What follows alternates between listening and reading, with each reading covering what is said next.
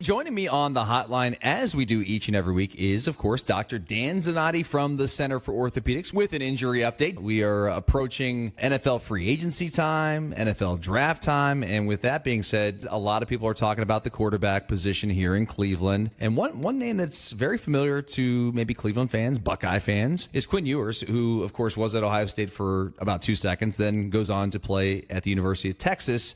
Well, last season, not a lot of people thought he had a great year.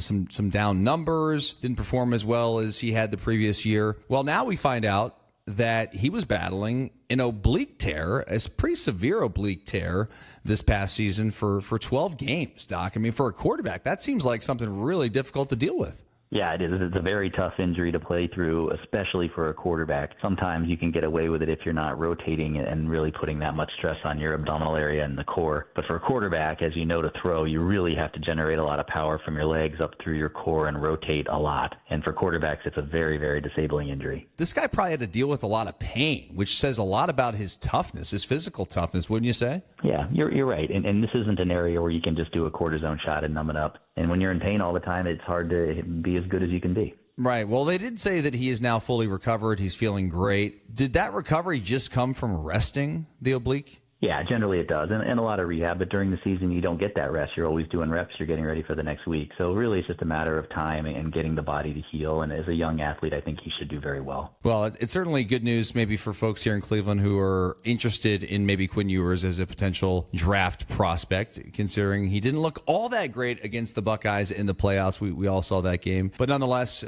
maybe a reason why his numbers were down a little bit this past season. Dr. Dan, great insight as always. If any of you guys out there have questions or concerns, give my team at the Center for Orthopedics a call today, 440-329-2800.